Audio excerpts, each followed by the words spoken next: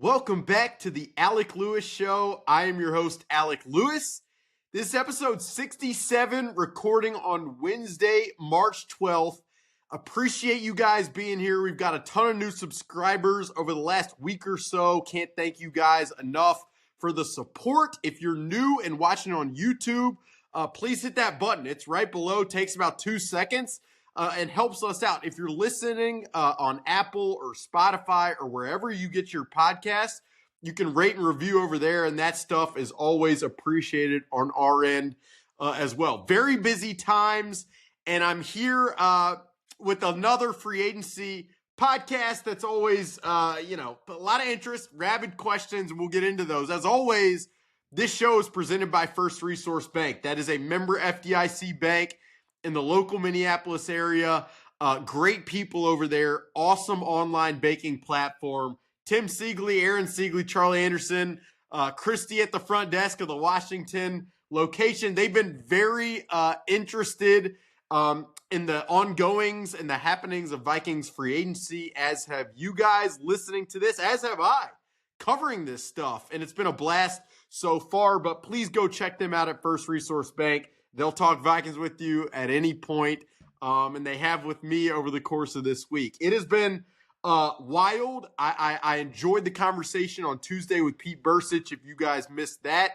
But we haven't done a Q&A, mailbag-ish episode in a while, partly because things can change at the drop of a hat, and I don't want to be some of the subjects that we talk about rendered moot so immediately. But we're going to go for it on this Wednesday because it's always fun for me. And then I put the call out for questions on social media and got about 50 of them, a lot of them related to similar topics. So what we'll do is what we always do with these types of episodes. I'll just run through the questions, give you some thoughts.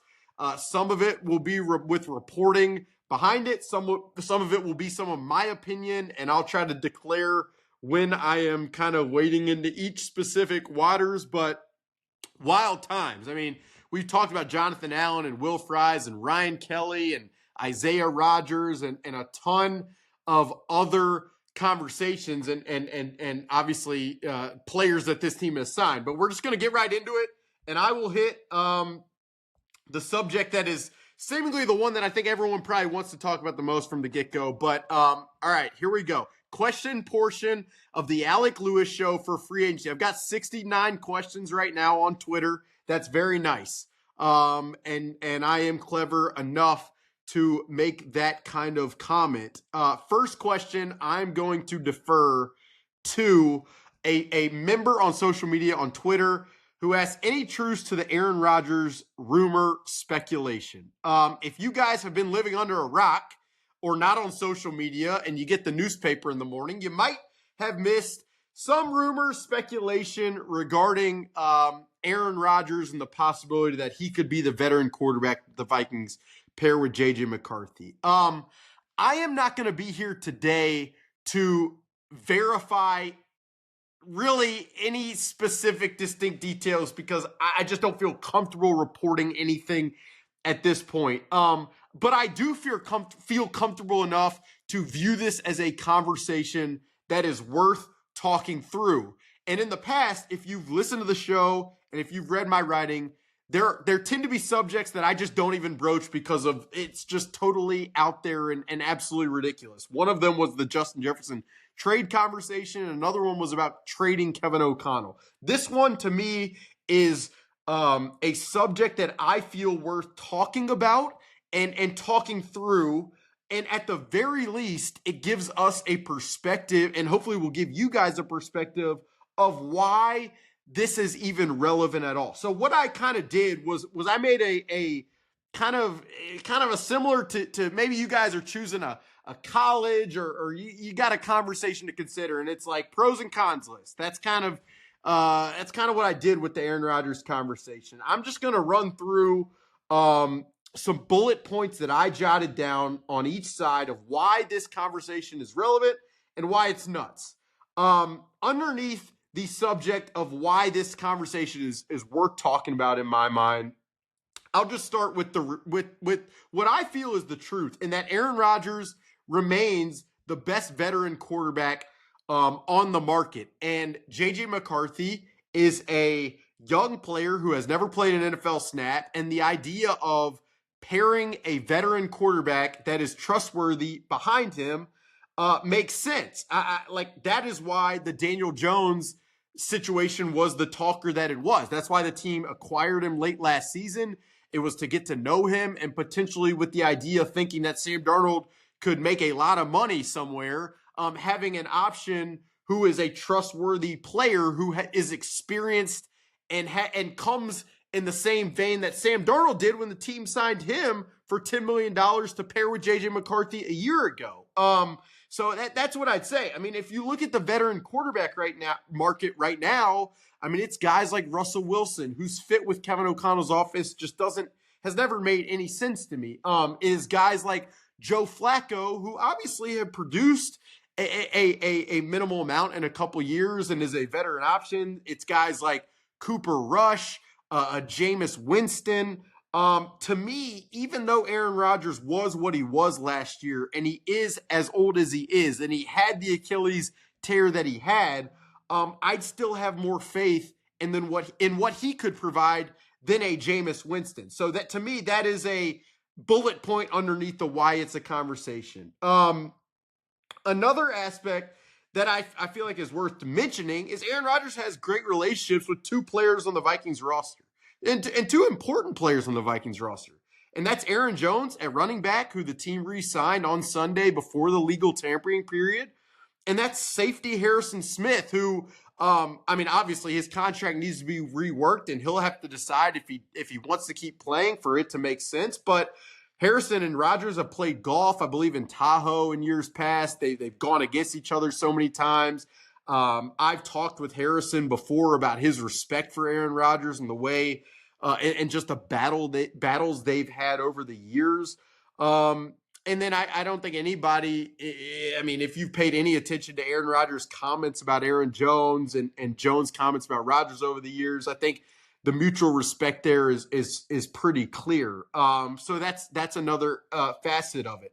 I from what I have heard, Aaron Rodgers has a great deal of respect for Kevin O'Connell, just like most quarterbacks in the world probably do with the job that Kevin has done over the last 3 years. But I think it's important to mention that as Aaron Rodgers, I'm sure, just like with Sam Darnold, as these guys explore the market and they try to figure out the landing spot for them, if Aaron Rodgers is looking at Brian Daboll or in Pittsburgh with Arthur Smith and the Vikings with Kevin O'Connell, I'd imagine he looks at the Vikings as the most intriguing option among those.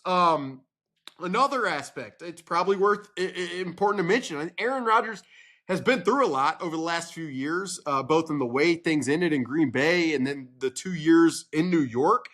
And, if he is aware at all, and, you could probably debate that, but he probably would be understanding that he is not at the same stage of his career that he once was. So to expect to go to a place like the Giants for $40 million and make a ton of money and shine in that type of situation, if you have a level of awareness, I think you'd probably be clued into, you're probably at a different stage of your career.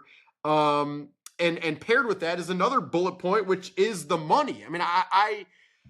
Aaron Rodgers made a lot of money in his career, and these guys typically always seek the best contract they can find. But again, if there is a level of awareness that comes with the price, maybe there is a circumstance in which Aaron Rodgers would be willing to take a deal that would not hamper the Vikings at all, to be kind of the veteran backup option. It's very far-fetched for a guy who has always been a starter for a potential Hall of Famer, but I do think it's just something that is worth mentioning. And then, the last bullet point that I think for me, I can hear out maybe more than all the others. And again, this is not to say that I am pushing for this, because I'm going to get to why this conversation is nuts in a second, but I if I'm not walking myself through it, I don't, and you guys aren't walking through it alongside me, then it's probably not doing the job of explaining and being the source of information that I hope to be if we don't.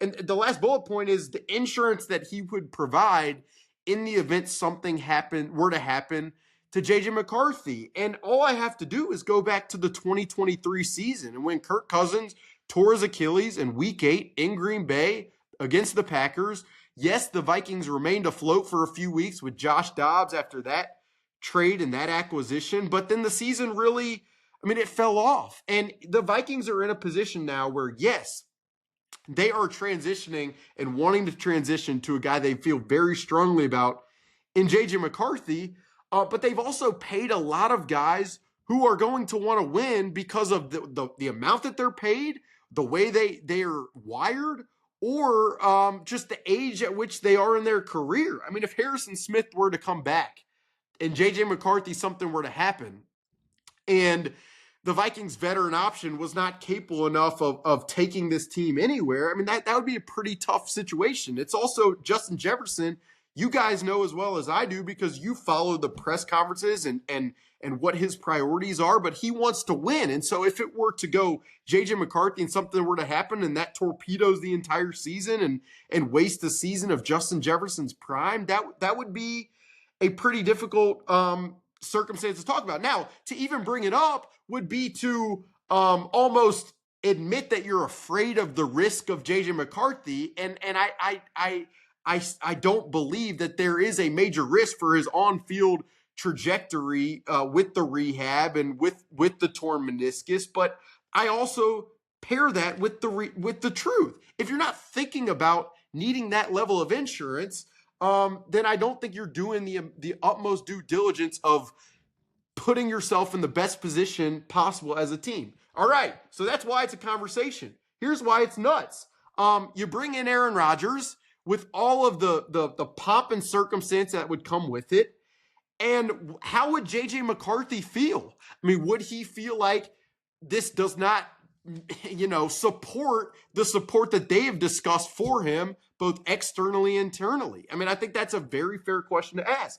I mentioned the pomp and circumstance. It would be probably a circus. You got the Aaron Rodgers press conference. He'd probably go on Pat McAfee, who I really respect, and I like Pat McAfee's show, but there's no question that any comment he would make on that show could be overanalyzed, could become a headline. And is that really something that Kevin O'Connell wants to have to answer for? What J.J. McCarthy wants to have to answer for? What Josh McCown wants to deal with in the quarterback's room? All of that to me is very fair. Let's say, Aaron Rodgers comes in. It's a very low money type of situation, and he's okay. He says he's okay being the backup. First of all, that's a long road there's a lot of ifs to cross to be able to get to that point. But let's say those ifs are the case, and then JJ McCarthy wins the job out of camp and he plays early, and let's say he struggles. Then you have the questions: could they turn to Aaron Rodgers? Is that the best way to maximize the development of a young quarterback? I think that's very fair. And then again, you wade into the waters of, does Kevin O'Connell want to answer for that 3 times a week at the podium? Do you want JJ McCarthy to have to answer for that? Does that make things awkward in a locker room that has really been rock solid since Kevin O'Connell got here? And that's really, my last point, other than, is it crazy that Aaron Rodgers would even consider being on the bench and being okay with that? But the last point is, so much of the strength of this organization right now is the culture that Kevin O'Connell and these players have established through 3 years. And bringing a guy in there like Aaron Rodgers into your culture, you'd have to have a ton, and I mean a ton, of faith that culture and that foundation will be unaffected by anyone you bring in. And to me, you got to have a little ego to believe that would be the case, just knowing Aaron Rodgers' past. But to affect the thing that has really made you a sterling, has earned you a sterling view across the league, would be pretty wild to me. So that's what I'd say. Again, I do think it is not outlandish enough to where I am not willing to answer and talk about this on the podcast, which should tell you guys something. But I do think hearing all of that and knowing that this team still does believe the way they do in JJ McCarthy, it would be a wild ride, and probably an unsensible one in the views of a lot of people. But I also do understand that when you have invested in the types of players they've invested in, a lot of these guys are 30-plus-year-old players. Like, it's not like this roster's just been transformed to a ton of youth. And you have an organization that has always wanted to stay relevant and win.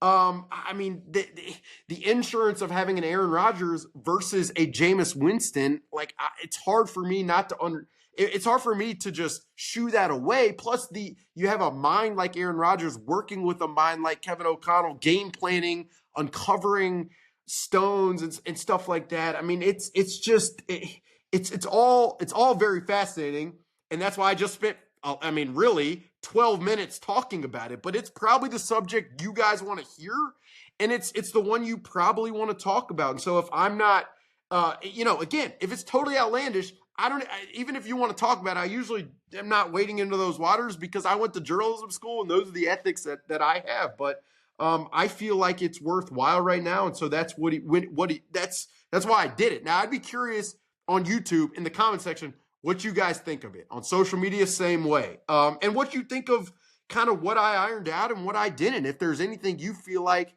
I'm missing there. But that's kind of the overarching 30,000-foot view of the way I see that situation. And that'll probably do it for the Rodgers Talk of the Alec Lewis Show on Wednesday, March 12th as of 2 p.m. And we'll segue to more questions. So let's do that right now. All right, the next question comes from BNN, and I'm going to find it real quick. Yes, that is the person's name on Twitter, BNN. Are there any current player candidates for trade to try to recoup some draft capital?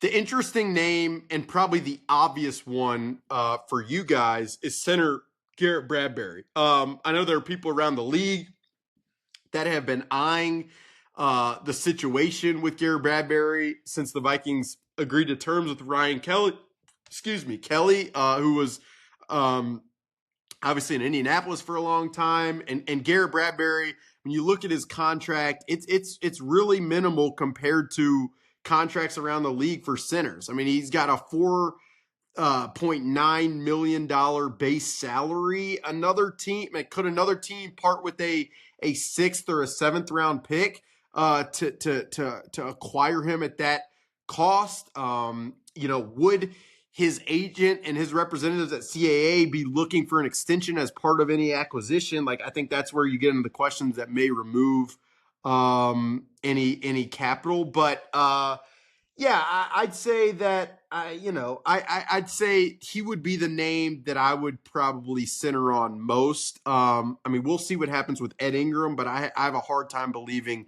that any team would be willing to trade for Ed Ingram at this point. The next question comes from Jay Rose, who is always reading and listening, and I appreciate him for that. The signs so far allow us to just go BPA, best player available in the draft. IDL should still be a need. For the rest of free agency, are there any names, positions they're still targeting? Guard, corner, wide receiver 3. I mean, the spots that I'm focused on right now, I mean, the Harrison Smith conversation is definitely one of them. I mean, and someone else asked about Harrison Smith, so I'll get to it. But like what happened in terms of his contract, restructuring that, where that stands, I mean, that's definitely a spot. The backup quarterback, which I just talked 7,000 minutes about, that's another spot. I think, I've had some conversations where some depth and special teams options and positions are kind of a focus. I mean, Trent Sherfield on Tuesday night, Trent Sherfield was a really good, unheralded, really good gunner last year for the special teams unit and a run blocking receiver. He signed with the Denver Broncos on Tuesday evening. I think the Vikings wanted to bring him back, but that did not happen. So, special teams / ancillary wide receiver. Like, could you go get like a Kaderil Hodge? Is there like a Laviska Shenault? Something like that makes sense kind of in that role. A depth safety. Like, yes, there is belief in Theo Jackson, and there has been for a long time, and what he could do with the deep half alongside Harrison Smith. But another spot or position there or option there that would kind of allow Jay Ward to be less special teams and more potential depth for safety. I think that's there. I still think cornerback is a possibility. Like, I don't know how likely it's like a big time signing there would be. I mean, they paid Byron Murphy Jr. the money that they paid him. And they signed Isaiah Rodgers for a notable amount. And I think it was 2 years up to 15 million. So, I mean, I don't know. Like, a name I have heard who could probably also contribute for special teams is a Jeff Okudah. I think I've put that out there, but we'll see there. And then, yeah, I mean, I think, I mean, losing Johnny Munt to Jacksonville, that raises the question, could there be another depth at tight end? Christian Darrisaw's health coming back from the torn ACL. I'd like an update on that. I don't have one as of right now, but could that open a spot for like a better backup swing tackle than they've had?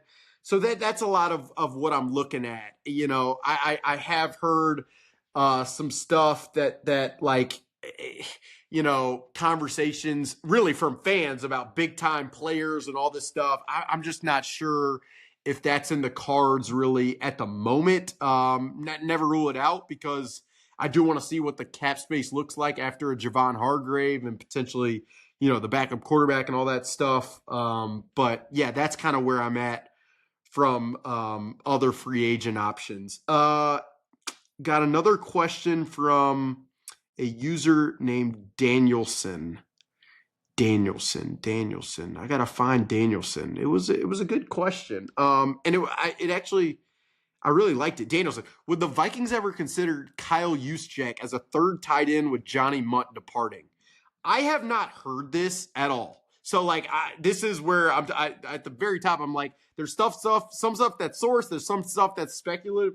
Like, I really haven't heard this at all. But I don't like hate that idea. Like, the idea of another really versatile player, smart player. Now he's gotten older, obviously, but like has the perspective of Kyle Shanahan's system. Could bring some ideas from that system that would be interesting. It just would be it'd be very creative. He can catch, he can block. Like, I really don't hate it. And I will also say, like, at tight end, this is also supposed to be a very good draft class at tight end and deep draft class at tight end. So, that could be another option down the road if they don't add another depth spot with TJ Hawkinson and Josh Oliver. And I mean, they're paying those guys a pretty good penny. So paying more for a guy like Juszczyk would be just a very outside the box type thing. But when I read the idea from you, Danielson, I was kind of like, there are worse, like, really creative ideas. Next question from Boston. He asked a couple, so I'm gonna have to find this particular one that I wanted to discuss. Let's see. Boston. I don't see it anymore, but it was a question about the safety room. Thoughts on changes at safety? Josh Metellus playing more traditional safety reps, ? Theo Jackson taking the majority of Bynum's reps, ? Add another player such as Marcus Williams, who was cut and no comp pick effect. Yes, Miracle Mile reunion. Thanks for the question, Brian. I appreciate it. I'd be pretty surprised if Josh Metellus was playing more of the deep half. I just think they see him optimally as a rover type player in the box, potential slot defender, versatile in that respect, but just not. I just don't think his best skill set is in the deep half. So for me, that would be more difficult to see. I do think Theo Jackson is an option back there alongside Harrison Smith. And then, I think the depth option, I can't speak on Marcus Williams. I have not heard that name. One name I have heard that I do think would make sense is a guy who's been with the Patriots, Jalen Hawkins. Younger guy, has done it, can play special teams. So that's kind of a name that I toss out there. Don't know if that's a guarantee or if that's, how realistically likely that is. But that's kind of what I'd say. But I just got to double down, triple down, quadruple down on what I've heard for a long time. It's like there is a lot of trust in Theo Jackson. other players like Harrison Smith think very highly of him. He's a smart player. Every time he's filled in real games, he hasn't looked lost. And then every training camp, every OTAs, it's like, my goodness, this guy's always around the ball. So yeah, that's just where I'm at kind of with the safety room. Next question comes from Chase. And I might as well just search this because that's my best plan of action to find these questions. Chase asked, been really happy with all the moves thus far, but with Daniel Jones moving on, do you think it makes more sense to grab a true veteran guy or take a chance on another player we think we can fix? Winston, Mac Jones, etc. I mean, for me, the true veteran guy is probably the route. I mean, to think you're going to fix a Mac Jones or a Jameis Winston with all of the football that they've played. I mean, look, do I think the Vikings would think, not that they could fix them, that they'd put those players in the best situation and best, circumstances they've ever been in? Yeah, I think that's what they would believe. But to me, the more veteran option, the Flacco or Rush, definitely, makes more sense. I've heard the name Carson Wentz. It's another guy who's played a lot of football. He was in Kansas City, so it'll be he's probably got a interesting perspective. He's had crossover with Josh McCown in their times in Philadelphia, so I would imagine Kevin O'Connell would lean on Josh McCown to get the lowdown of what Carson Wentz would kind of the vibe he would get in the room. But I mean, these are the options. Like Jacoby Brissett, he signed with Arizona. Marcus Mariota signed back with Washington. Like, it's not like this group is just loaded with guys who, if JJ McCarthy is something were to happen, or if he wasn't completely ready, I mean, and you fall to Cooper Rush with all of these players you've paid. Yes, you could probably put Cooper Rush in the best situation he's ever been in, but what does that ultimately get you? And I would get the argument if you guys are screaming at me through your phone or what have you, of like, if it's not JJ, then we're screwed anyway. I mean, fair, but if you could provide yourself a runway, it'd be hard not to think to do that. Next question comes from DT, and it was a question that was asked by a couple people. Is there a deadline that Harrison Smith has to work to for a decision, or does he just come back whenever? So in his contract, there's really a drop dead date, and that is March 15th, which I believe is Saturday. Essentially, by that date, his contract, the Vikings really have to know if they're post-June cutting Harrison Smith because he's retiring, or his contract is reworked. And I have said for a long time that I expect there's a pretty high likelihood Harrison Smith is back. So I think there's a pretty high likelihood that Harrison Smith's contract is reworked by that Saturday date. That's what I would say. I appreciate the question, DT. The next question comes from I'm not gonna botch this name, but it was really like a question about me. Here we go. At Chinese Wild, update on the order of draft positional needs. There are a lot of places I could start here. I mean, for me, if you're asking like the position I still think they absolute necessity, they have to draft. It's running back for me. Not to say that they have to do that in the first round. Absolutely not. But I do really strongly believe that they have to pair Aaron Jones with a running back who can shoulder a considerable amount of workload and a guy who can be the running back of the future, because this is a very good running backs class in the draft. And I just don't think you can repeat the workload that Aaron Jones had last year. If you're expecting that and him to produce and stay healthy, to me, that's just a faulty view. And I don't think they are. So that's where I'd start. I mean, then I probably transition to, cornerback, left guard. I think now that they've gotten Ryan Kelly and Will Fries, yes, I have questions about the durability of both of those guys. I have to say that. And I think if I'm not pointing out that both these guys have been injured considerably and seriously in the past, then you're just being way too rosy. But I like both signings, but the durability with those guys matters. But internally there may be some belief that if you have those two spots filled and you have Christian Darrisaw back, then you could have a Blake Brandel or a Walter Rouse fill in at left guard, and it's not going to sink your entire offensive line unit. But I say that, and I also think if there is a chance to draft an interior offensive lineman that could be versatile and could step in the event of that being necessary, that makes sense to me. And then, I mean, I just think the youth at cornerback, the more, obviously with the tragic passing of Kyrie Jackson, it's just brutal because he probably would have factored in as the lengthy, aggressive corner. And it just really, I mean, it always hurts to talk about that one for me. But, there's faith in Mekhi Blackman coming off the ACL. There's faith in Dwight McGlothern. But those guys are slight. Isaiah Rodgers is slight. Byron Murphy is slight. So to me, that's another spot. And then probably worth talking about safety.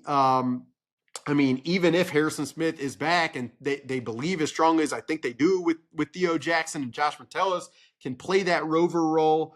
I mean, the safeties of the future is still kind of a question mark. Now, I mean, if the Vikings at 24 were to select a Georgia safety and Malachi Starks, I think you guys would absolutely flip. And I would understand that, even though I've watched him and his processing speed seems pretty good. But, you ask about draft order and order of needs. I mean, to me, if I was ranking the probability of what happens at number 24 in the draft, trading down and recouping more picks is overwhelmingly the probability that I would kind of hinge on.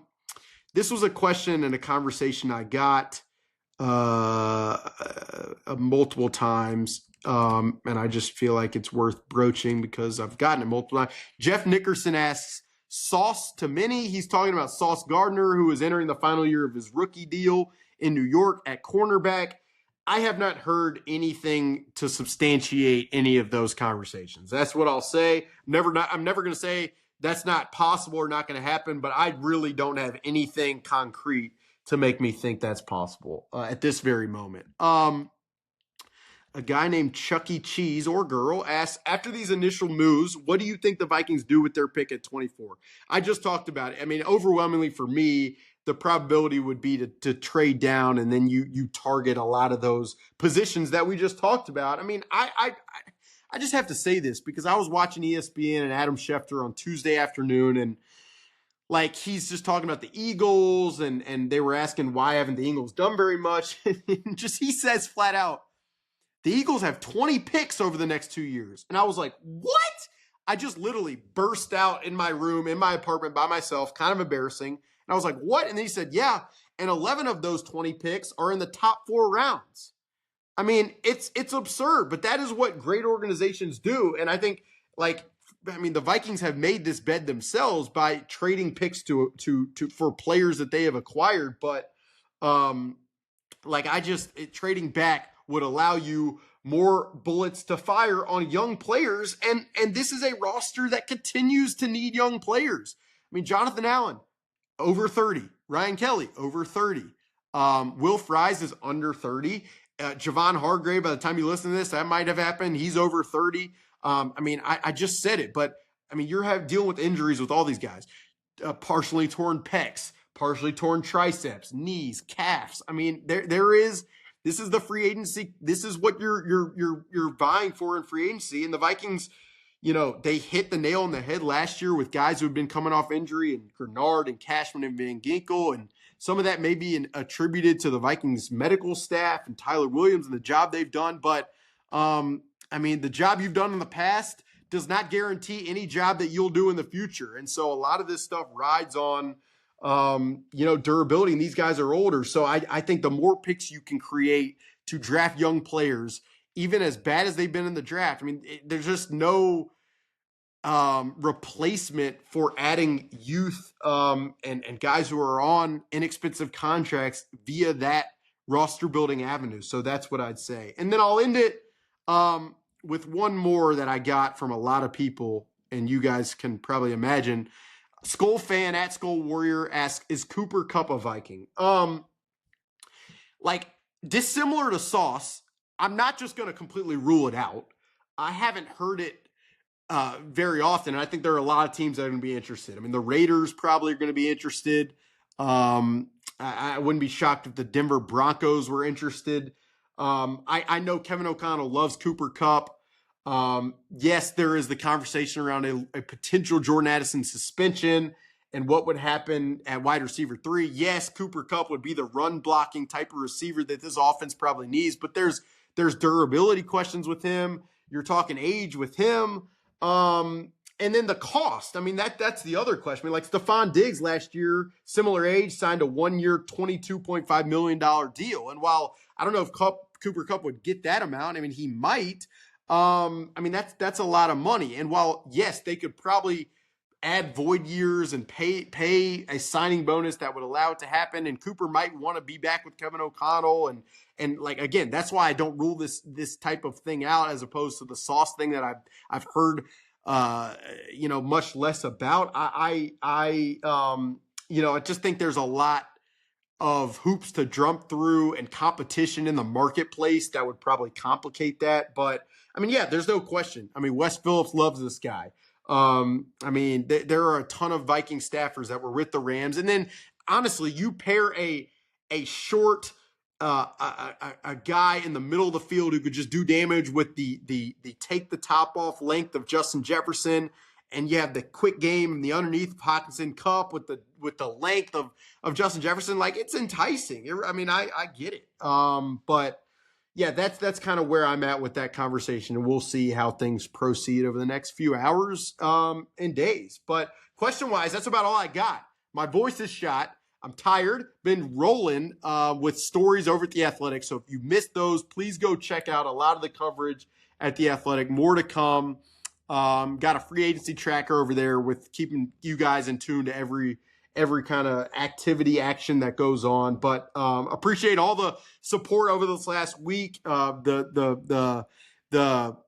Just passion from you guys. It's what makes this job fun. This job as fun as it is. I never take it for granted. I really, really don't. And hopefully I'm providing a level of coverage that suits kind of the fervor that you guys bring to it every single day. So that'll do it for episode 67 of the Alec Lewis Show. Who knows? Something crazy happens. I'll probably do a 20-minute emergency pod. So stay tuned. Subscribe on YouTube.